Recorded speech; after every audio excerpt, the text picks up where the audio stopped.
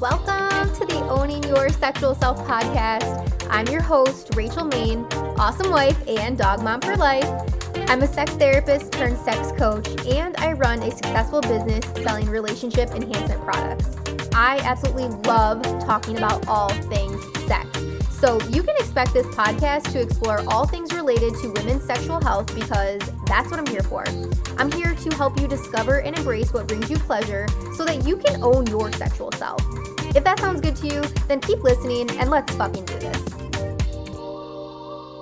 All right, you guys, so you have heard me talking about this thing called human design before in the past, and I am so excited to be able to share more with you about this today. So I actually found Lauren Armstrong through Instagram. As you know, Instagram is like all of my connections that I make for people all over the world. And she is also a projector herself, and she's also a certified human design coach. So I had to have her on the podcast. As being a projector myself, I know that waiting for the invitation is something that is so important. So I invited Lauren to come on the podcast. We were able to collaborate and find a time that worked for both of us to record. And here we are today in giving you this incredible episode for human design.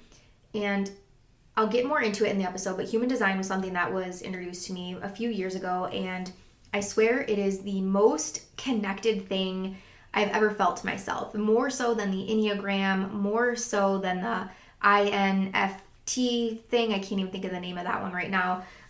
More so than like, what shape are you? What color are you? You know, all of those things. The human design really has to do with science and astrology, and it was just mind-blowing. So I'm so excited to have a professional coming on the podcast today to shed light on this topic. And I think that not only can this help in your personal life, but also helping in your sexual life, to knowing what your human design is and being able to bring that into the bedroom and bring that into your sacred sexual self.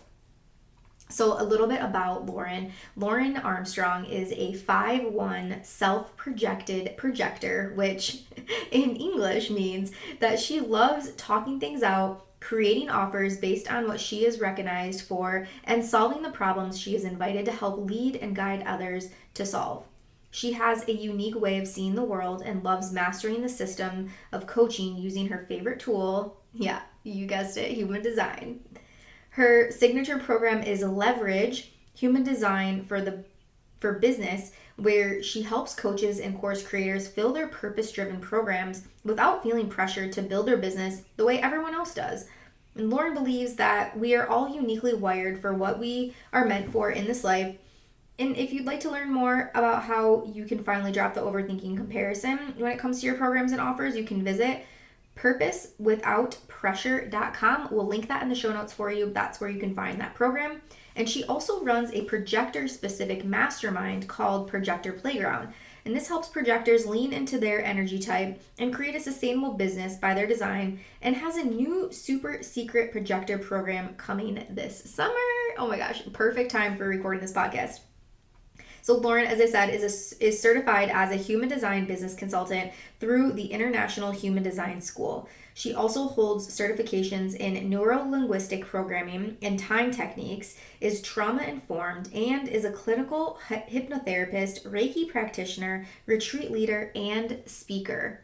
Oh my gosh, coming off of my own Reiki certification this past weekend, I'm super excited to talk more with her about that too. All right, and then outside of human design work, you can find Lauren traveling with her husband Jeremy and spending all the time she can at the beach in San Diego where she lives, and likely taking a new certification to help her clients create the futures they are designed to live into.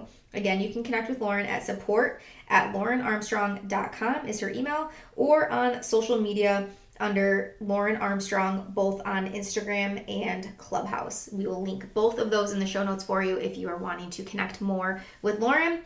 But without further ado, let's dive into this glorious rabbit hole known as human design. Enjoy, guys. Hey, Lauren, thank you so much for coming on the podcast today. I'm literally just giddy over here being able to talk about this and share this with people. So thank you again so much for coming on today. Oh my gosh, thank you for the invitation. Wink, wink. Yeah. If you don't know what that means yet, you will by the end of the episode. Yes, I think that was probably one of the most important things that I learned in my projector or human design journey is waiting for the invitation. It's so, so hard. I'm sure we'll talk more and more and more about that. But yeah, so I'm curious, you're like the real deal when it comes to human design. You're certified through this institution. I was reading over your bio before this. I'm like, damn, like I feel like I found the perfect person to be on here. So I know, tell me all the nice things. So how did you get started in human design? How did you learn about it? What was your personal journey behind it? I'm so curious to hear about this. Yeah. So, I was delving into the world of entrepreneurship. And I was taking like all of the classes and doing all of the programs, like the step-by-step launch methods and like how to like call in your ideal client and how to like do CTAs at the end of posts and like all of these like business things that I was learning, and none of them were working for me. And I was feeling like really, really defeated. And feeling honestly like something was wrong with me and I just like needed to like go back to corporate and just like stop with this entrepreneurial journey. Mm-hmm. This is where I'm getting to the human design part of it. But this is where like human design entered my life because I was scrolling on Instagram and I saw a post about projectors and I was like, what's that? Like, I don't know what that word means. Like, what's a projector? But it said something about like, where are you like giving your life force energy away? Like giving advice to people who aren't ready for it. Like, where are you not waiting for the invitation? And I was like, wait a minute. Like, this sounds like my life experience, but like, one, I have no idea what a projector is. And like, two, like, what is this invitation thing? I need to know more. So then, of course, like, what do you naturally do when you find something like that? I went to this gal's profile and I'm just like binging all of her content, being like, oh my gosh. And then I found out that you could find out what type you are in human design. So human design is over 2 billion configurations, but at the very highest level, there are 5 types. So of course, I went to mybodygraph.com. So if you have not pulled your chart and you want to know where to pull your chart, that's the easiest place. Mybodygraph.com, and I filled out my birth information, and lo and behold, of course, I am a projector. Mm-hmm. So this thing that I read that was just like so me, was like, oh my gosh, this is what it is. And so then I learned what this type, strategy, authority, all the basic information about being a projector, what that looked like, and I recognized, oh, this is why everything in my business is not working for me. Mm-hmm. I am designed to show up excitedly about the work I do in the world, be recognized for my genius, and then invited to lead and guide others. Mm-hmm.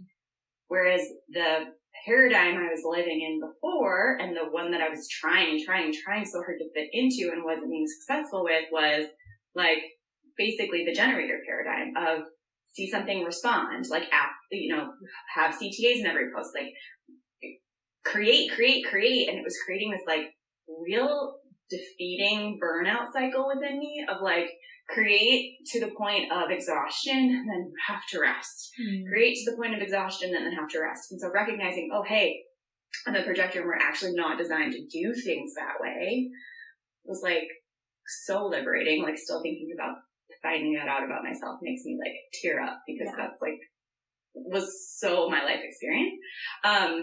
So anyways, got obsessed with it, went to human design school because I was like, I need to know everything about this. I'm a 5-1 profile. If you know anything about the profile lines, which are also human design, I'm telling you guys, this goes so deep. So I'm a 5-1. Ones love to investigate and learn and study. So I was like, where is the source of this information? Like, I need to know all of the things. So I went to human design school and just took all the things. I'm still taking classes. Like I can't.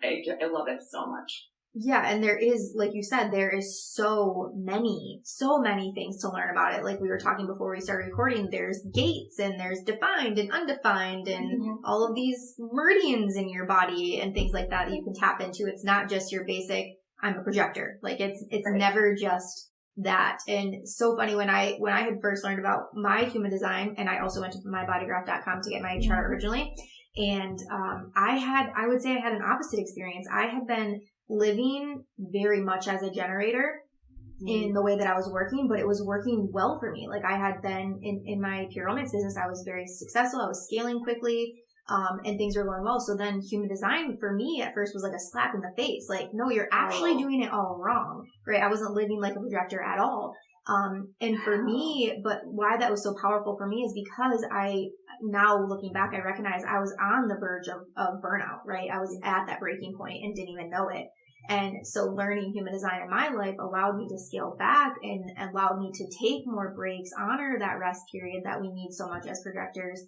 And, it's so wild. But hearing you speak now to the projector when it comes to the entrepreneurship, I know that's something that I have to dive into, because I think that more manifesting side, or even just that more masculine side, still shows up for me in the way that I run things. So working on it. It's all a journey, right? That's what we say. We call human design an experiment. And I just love that language so much because it's like, and I hear from a lot of projectors being like, oh, I'm not doing it right. Like, I'm not being a good enough projector. It's like, or I'm not being a good enough generator, or I'm like not doing it. You know what I mean? Like, it's like, we have these, okay, well now we found this new thing that we get to judge ourselves on. And it's like, okay, but what if we look at it through the lens of experiment and an experience? So like every single day you're living your experiment, you're trying things out, you're seeing what works. And when you're in alignment, you're going to feel your self theme, which for a generator, it's satisfaction. For an MG, it's satisfaction. For a projector, it's success. For a reflector, it's surprise and delight. And for a manifestor, it's peace. So like, that's your indicator. Okay, it's working. I'm doing this correctly. I'm experimenting and getting the result that I desire, versus, hey, where am I showing up and being out of alignment, which all shows up as different signs as well. So it like gets to be this fluid, ever evolving thing versus I have to be this way all the time. Yeah, that's so good. And you just said the positive side, and to each of the types of human design, there's also what I guess we would call that shadow side, or that not self, right? So that bitterness side and disappointment side. And so I think that that's another key indicator when you're working through human design and figuring out your chart and what it all means. Those two things, like how do I feel when things are working well, and how do I feel when things are not working well, and using that emotion, that feeling to really go on throughout life, whether that's in business, relationships, whatever it is, right? Yeah, absolutely. And I think it's so interesting that you were sharing about like your experience, like, hey, it was all working. Like, this was working and I wasn't living my design, but then recognizing, oh, hey, I was on the brink of burnout. It's like, oh, we don't even realize it until maybe we're like 10 steps past the thing, right? And so being able to say, oh, hey, am I feeling bitter? Am I feeling annoyed? Am I feeling drained? And then being able to course correct in the moment versus being like way far down the track and kind of having to like take a month off before you can turn around and go the other direction. Yeah. How I feel like it shows up more recently over the last year for me personally is that, you know, when I'm launching a new program, I go so hard in the launch that I'm then exhausted to then do the actual program, right? It's like, wait, where's the rest, right?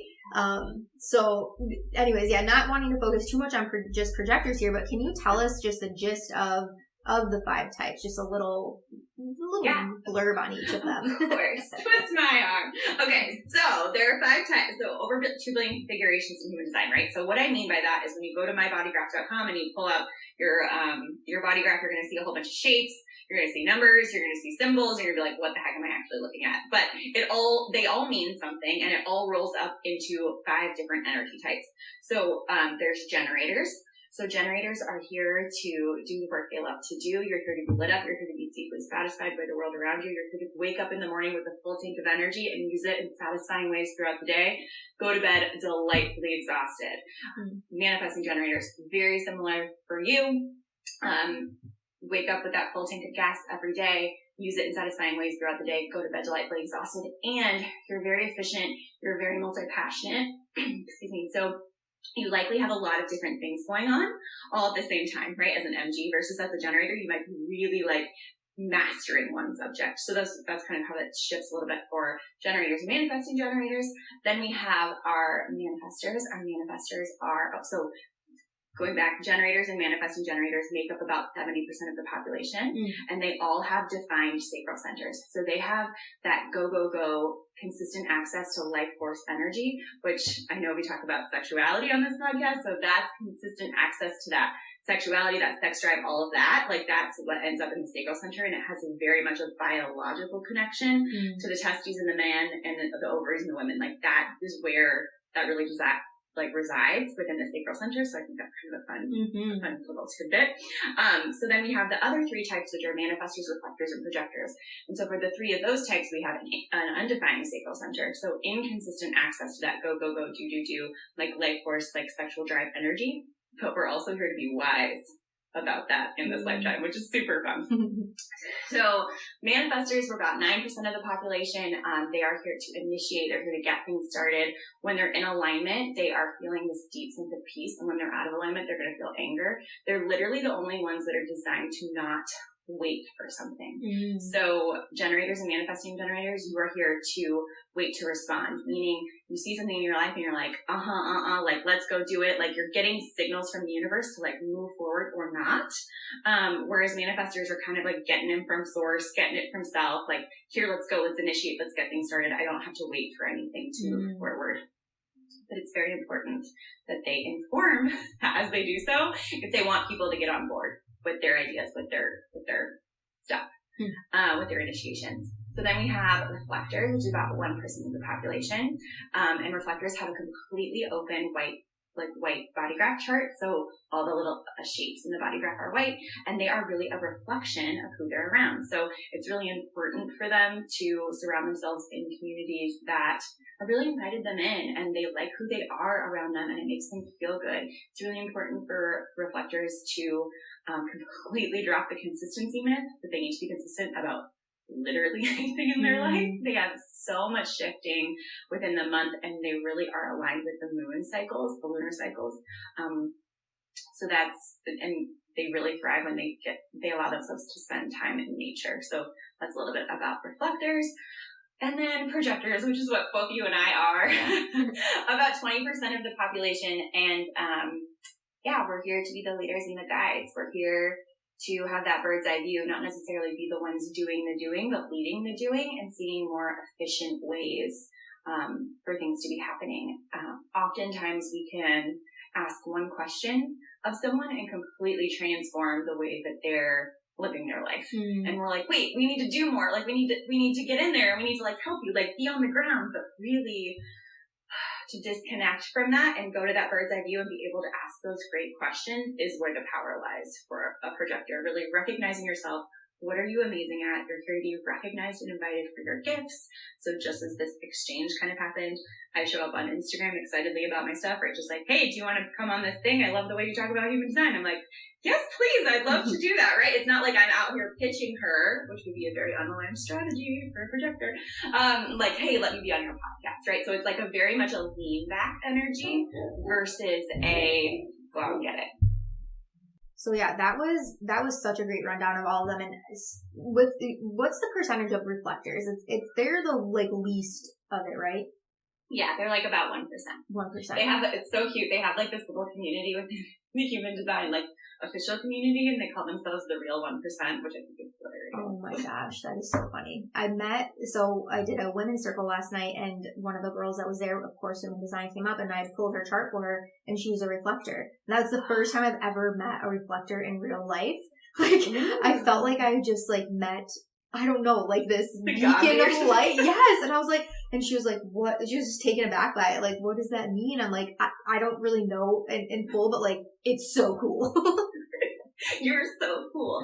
Yeah, I'm really curious, like, if you play with that, like, how did you feel around her? You know, like, when you interact with that person, are you really seeing yourself in your interactions with her? Yes. So she's actually one of my most favorite people.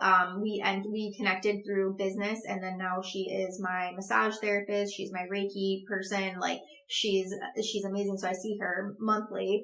And now she's also a part of our women's circles because she's very much into the woo and the witchy side of, the personal development and stuff. And so, yeah, I always feel amazing around her, and she is so insightful and is constantly just reflecting back and getting gratitude and affirmations around, the people that surrounding her. And she just makes you feel good, like she's she's so great.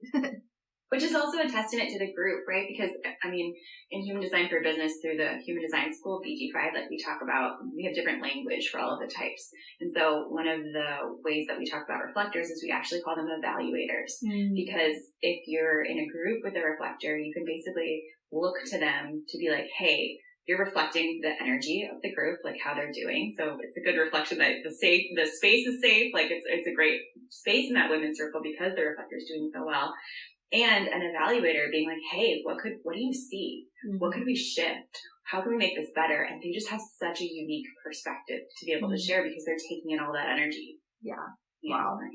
That, and when I first learned about this too, it was introduced to me as that we all have a little bit of each of the types. Is that right? Because I mean, when you were just like talking about the manifestors and like the wanting to just do it, I'm like, that's me. Like, that's what I want to. I want to just do it. I don't want to wait, but I know I'm supposed to wait. So yeah, can you speak a little bit on that? Yeah. So here's the thing. Like, where we have undefined centers, we take in the energy from others and we amplify it. So you're going to feel like a lot of the different types. Also, it's impacted by the transit. So like where things are activated during the month. So for example, I think today we have, everyone will have an experience of having a defined ajna and a defined throat. Whereas normally that's not the case, right? And so we could go through experiences and feeling like we have a little bit of all of this. And when we're interacting with others, we're taking it in and amplifying it. So we can feel that way. It's also really interesting to look at, we have these things called, like, it's called circuitry. So all the lines in the body graph have different circuitry. So for example, you could be a generator with a lot of projected channels and feel like a projector. Because for example, this like channel judgment, for example, goes the 28 to 38. It is a projected channel and it's all about like how to make things better, how to improve things. But if you go walking around being like, make this better, here's how you do this, here's how you do that, that's not going to be well received unless you have an invitation to share that information. So they're same with generative channels. Like projectors could have generative channels. So we might be like in the doing and like really want to focus and like get things done, right? So I don't know if that answers your question without going like a super. Yes, yes, I think probably good. I don't want to lose people on here, so I think that was great. And so yeah, I think the short answer was yes. You can definitely feel a little bit of each of them. And so I remember when I got my graph for the very first time, the first thing that I noticed was like all those shapes that are on the body graph, and some were colored and some were not. Could we go through what those shapes or those centers are? And then I know you've already spoke a little bit to what the difference is between defined and undefined, but if you feel any more clarity around each would be helpful. So you're going to look at your body graph, right? You're going to see all the shapes and you're going to have things that are colored in and things that are white. So when it's colored in, that's what we call a defined center. So defined centers are the colored in ones, and it's where we have energy that we create within our body. So we're generating the energy of that center and we're pushing it out into the world.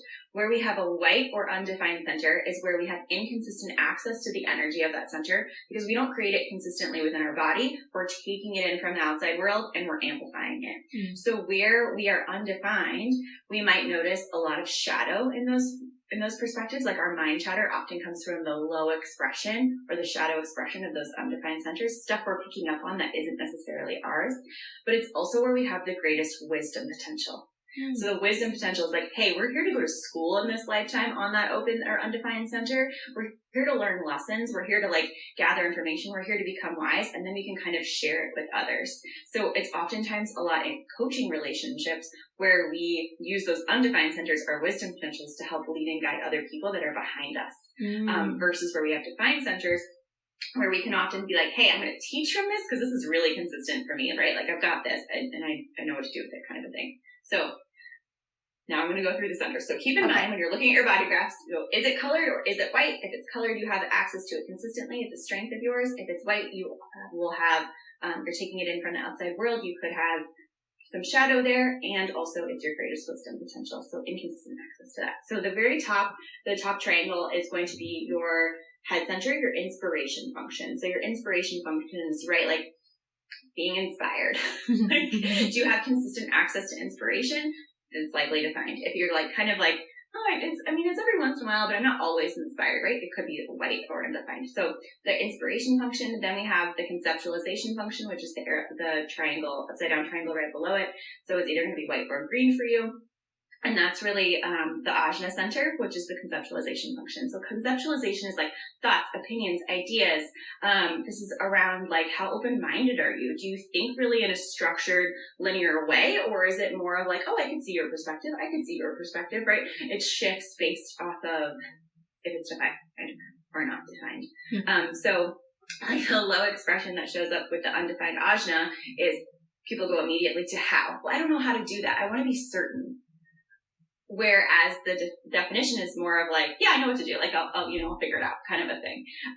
So then we have our throat. Our throat is that square below that upside down triangle. So it's either going to be brown or white for you. Brown means it's defined, white means it's undefined, and that's consistent communication. So it's all about communication, manifestation, action. So if you have an undefined throat, for example, which it's only about 30% of the population that has an undefined throat, you might be very wise in helping people like figure out what to say. Like you might have a hard time doing it for yourself, being like, I don't know, I ramble and like I just talk and like I don't know. But like when you're hearing other people like talk, you're like, oh, so what you're trying to say is this, and people are like, oh my god, yeah, that's so concise. Like how did you do that? Because you're taking in the energy of that center and you're amplifying it. Like you get to be wise about that. Whereas on the low expression, it could look like trying to get attention and like just like talking to talk, not really having anything to say. So defined, consistent access to communication. So then we have the G center, the identity center. The G center is all about identity, love, and direction. So who are you? Where are you going? So undefined looks like you take in a lot of people around you, so like energy of like who they are. So you might find yourself being like a chameleon. If you look back at like your high school days, you might have noticed like, oh, whoever you hung out with or whoever you dated, you kind of like acted like them a little bit or dressed like them a little bit, right? So you're just like, it's not a bad thing. You're just like kind of taking on identities of other people. So you really want to make sure that you're surrounding yourself with people that make you feel good, that you like who you are when you're around them. And then definition, defined, is like you have a consistent access to who you are, right? Like, I'm going this way. This is just like who I am. It's who I've always been, right? Like from defined G-center people, like from little kids to who they are now, it's like, oh, that's really consistent. Versus undefined, it's like you're shifting every 5 minutes. Like who you were yesterday might not be who you are today. There's a lot of fluidity there. So then I'll go to the little triangle, the little hearts, the smallest center in the body graph. So that's your heart center or your ego or willpower function. So this is really all about willpower. So fun fact, a majority of the population don't have consistent access to willpower, which is in that center. So if it's white, you have inconsistent access to willpower, which means where are you making commitments to other people that you are not going to be able to follow through on? Like, stop over committing to things because you're burning yourself out. Unsolicited advice from this projector. But that's really where that shows up in the undefined center of the heart. So it can also look like feeling like you need to prove yourself. It can look like feeling like you're not enough, like you're not worthy, right? And those are just shadow aspects of that undefined center. But in the wisdom potential, you know you're worthy no matter what. You know that you have nothing to prove. You get to just do the things that bring you joy, right? You don't have to access that willpower. You don't have to push through. So where you have that defined, you have consistent access to willpower. You might be really frustrated with people in your life because you do what you say you're going to do and a majority of the population doesn't. And it's not through a moral failing.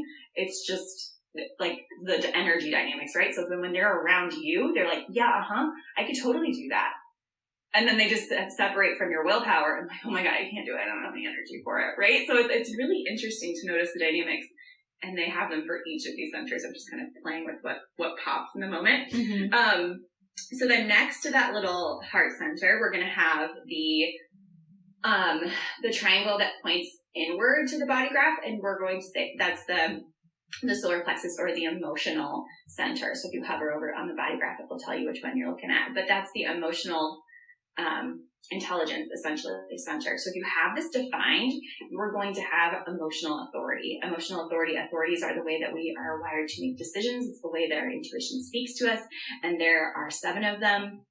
And so when you have this defined, you automatically have emotional authority. And what this means is that you're generating the energy of emotions within your body. You're riding an emotional wave of high highs, low lows, and calm clarity.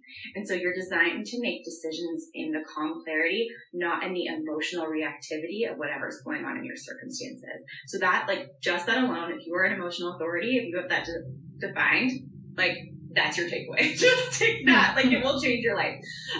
For emotional authority people that have that defined. You also set the emotional tone for relationships. So if you are undefined here in this center, you're going to take in the energy of emotions and you're going to amplify it. So this is like the definition of an empath, right? Like, oh, I feel what you're feeling. I'm really sensing that in my body. You could walk into a room and be like, something's up here, right? Because you're taking in the energy of emotions in the room and amplifying them. They aren't necessarily yours. So you're not riding that consistent emotional wave like somebody who is defined is.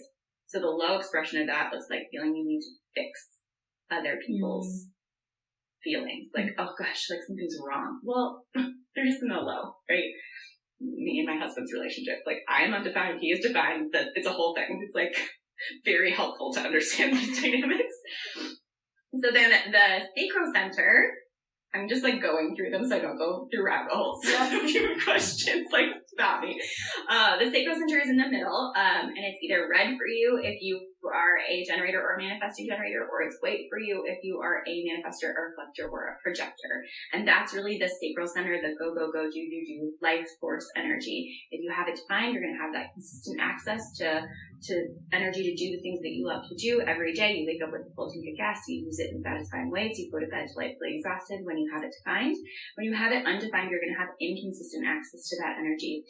And when you're around generators, you're going to take it in and amplify it. So you might actually find you have more energy than someone with definition there because you're amplifying their energy. And it's really important to kind of notice when that's happening and create boundaries and separate from it. Because what happens when you're an undefined center around defined generators for someone is that you kind of get left in the on position, which I think Jess Field was the one who coined that, where it's like, you like worked all day and then you like cleaned the house and then you're like sweeping the floors and you have like 4 loads of laundry going and then it's like all of a sudden you hit a freaking wall and you're like, oh no, like I went too much. I went too far. I've got nothing left in me. So creating boundaries is really important in the sacral center, no matter your definition, but especially if you're undefined. Of like, when is enough, because the low expression is not knowing when enough is enough in literally every area of our lives. So then on the other side of the sacral, there's the spleen or the splenic function, the instinctive knowing function. And this is all about intuition. It's also around health, and just like this knowing. So if you have it defined, you might have really consistent access to knowing when something is safe or healthy for you. You might have intuitive nudges about when you should or shouldn't like go a certain way home from work, or when you like want to stop doing something. Like it's like very clear for you and it kind of drops in your body. You can't necessarily explain why. You just know. And that's for defined splenic. Undefined, it's like you might not know what's healthy for you. So you might find yourself holding on to things for far too long past their expiration date because you're like, oh, but it feels quote unquote safe. Or because it feels quote unquote like I don't know what else is out there. Like the fear of that is scarier than just holding on to what you know. So that can show up in the low expression of the undefined spleen. But it's also being able to take that in and be wise around what's healthy, right? And then our final center, at the very bottom, we have the root function, which is also like adrenaline, stress, and pressure function. And so what this shows up like with definition is you have a really consistent relationship with stress and pressure. You probably work really well under deadlines. And you're like, okay, let's get it done.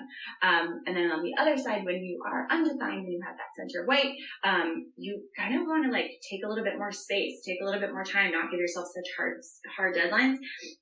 And really the joy, as cliche as this is, like the joy is in the journey. It's not in completing the thing.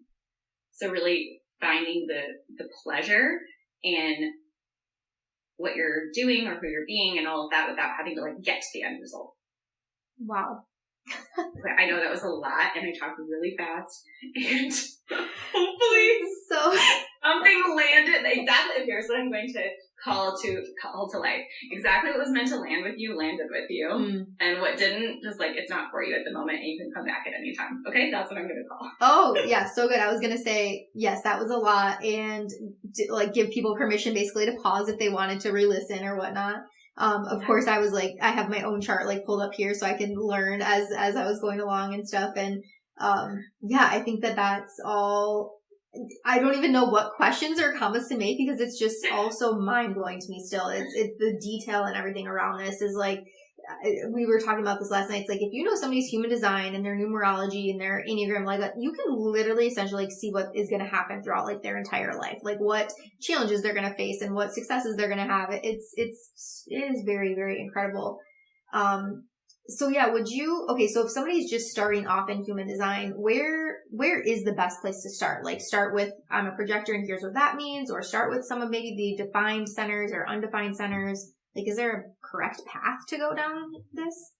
There's whatever correct for you, Mm-hmm. which is like true for all of design, right? We're all uniquely designed to like go through life in our own unique way, and there's a recommendation. So I would first find out what's your type, your strategy, and your authority. That's where I would start first. Like that's a really big majority of human design. And what's really cool with this is like, yes, it's a rabbit hole. Yes, I just gave you like a ton of information, but like if you're not experimenting with your type, your strategy, and your authority, nothing else really matters because you're just like, it's, excuse the term, but it's like mental masturbation. It's like, let me learn more about myself.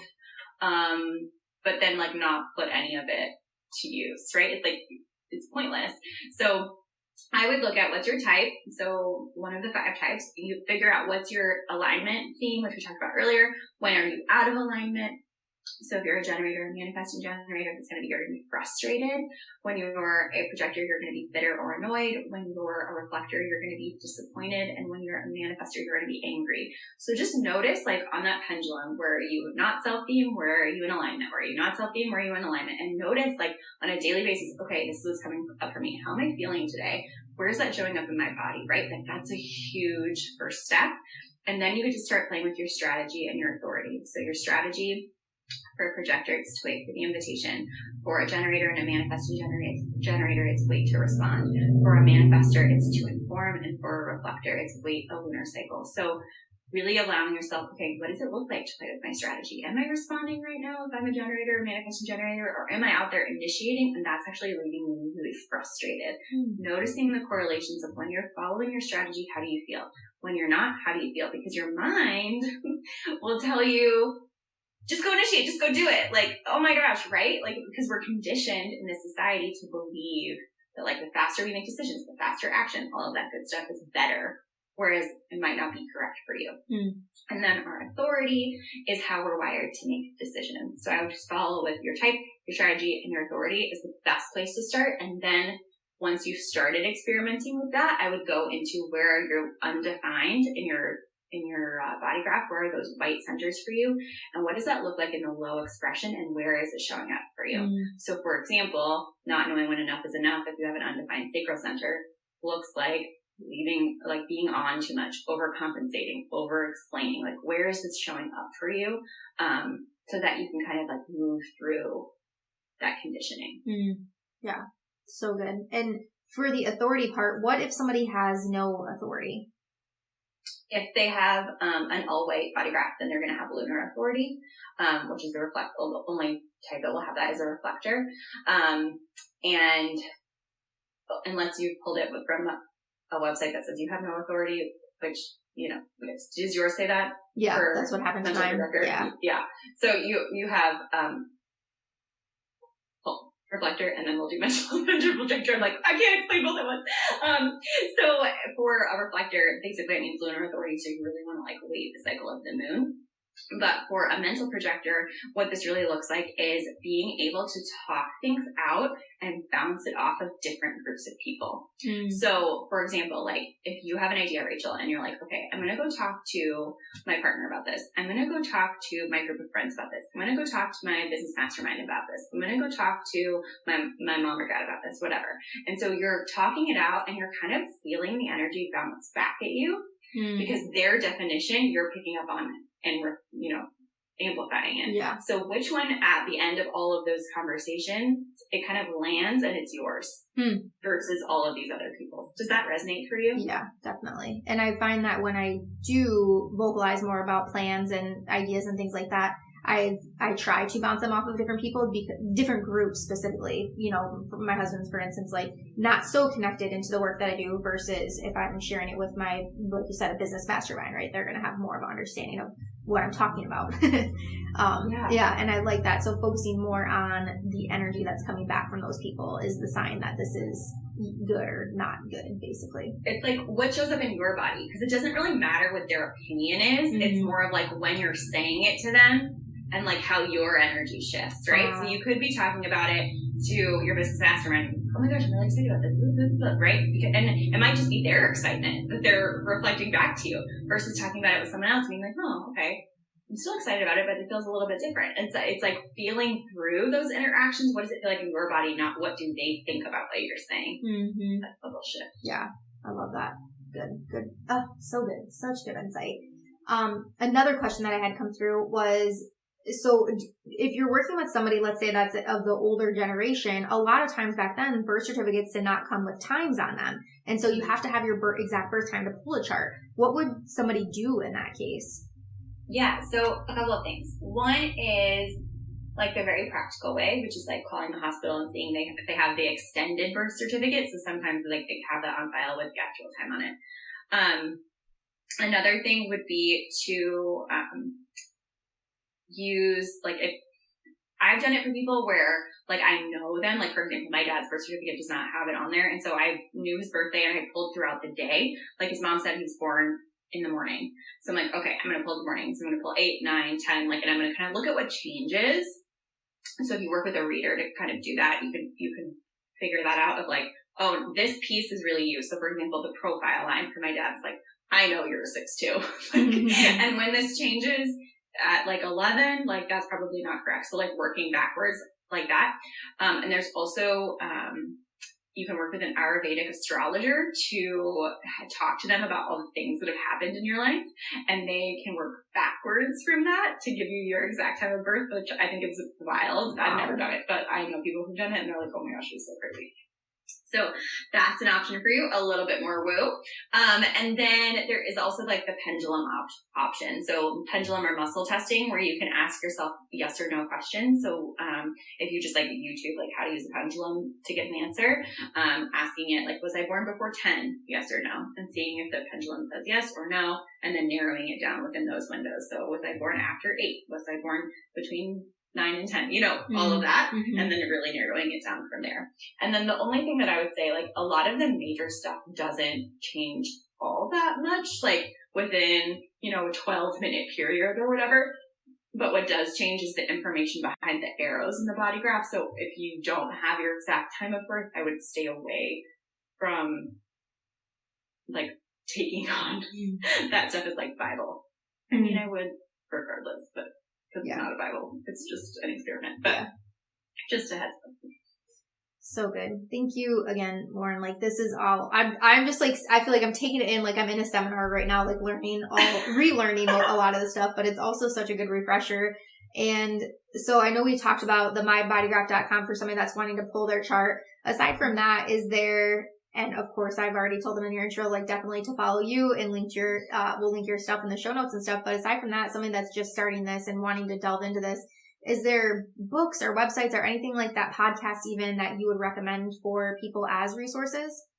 Yeah, I would say first, like, get clear on what your intention for learning it is, right? So if you're like, I want to learn this because I want to teach it, like that's a very different path than I want to learn this because I want to play with it in my business, versus that's a very different path of I want to experiment with this in my family and pull my family's human design charts and like see how that like interacts with everyone like that. So first of all, like what's your intention, right? Like get clear on that. And then, I mean, obviously Google is a wonderful resource like for that thing. But yeah, I have resources on my website, laurenarmstrong.com, as well as I would say I have if you want to use it for business, I have a really cool like free training that's called purposewithoutpressure.com, and I walk each type through some of the major mistakes that they might be making within their businesses, based off of their charts. But there's so many things. De Luna is a great podcast for talking all things human design. I love following Jess Fields. I love following Samantha Zagar on Instagram. What else I love following? If you're a manifester, I really recommend following Holly Marie. Oh my gosh, so many resources. Yeah, If you have yeah. questions, just message me. I'm happy to point you in the right direction. Yeah, for sure. Or if you're able just to text those out, and I'll just copy them for the show notes for people to be able to click through. Perfect. Yes. Do you have anything that you've like kind of gone down the rabbit hole with that has been really helpful for you? I would say so first just getting my chart from my Vitagraph, like that's a pretty extensive thing that they give you. I've had my blueprint done by Erin Claire Jones, so that was a few years after learning, so I was more in like an entrepreneur mindset with that. And then I've done a human design reading, virtual reading with Barbara Ditlow. Wow.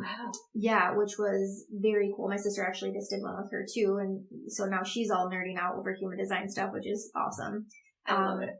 Yeah, and then aside from that, same thing, like just following the accounts on social media, much like anything that I'm interested in learning more about, I really try to filter my newsfeed to be the content that I'm feeling inspired about or wanting to learn more from. So yeah, that's probably how I came across you. I probably followed the hashtag projector or something. And Something like there that, you are, yeah. So fun. Yeah, wonderful. Well, thank you again so much. I think this was just a great introduction to human design. I know we didn't get to tap too much into the sexuality side of it, but I still feel complete on this. I think that this is. Yeah, I think this is so helpful for people to hear and listen from. And again, we'll link your socials. So please reach out to Lauren, you guys. Please follow her because she is so wonderful. She has the most beautiful smile. She's just such a bright light and a ball of energy. Like, she is one of my favorite people to follow and connect with on human design stuff. So well, thank you for that recognition. Yes. I love following you too. It's so fun. Well, thank you. It was a pleasure having you on today, and I cannot wait to maybe record again in the future. Thank you so much for listening to today's episode. If you loved it, be sure to subscribe so you never miss a thing. And if you loved it so fucking much, be sure to leave a 5-star review. I'll see you next week, and until then, keep owning your sexual self.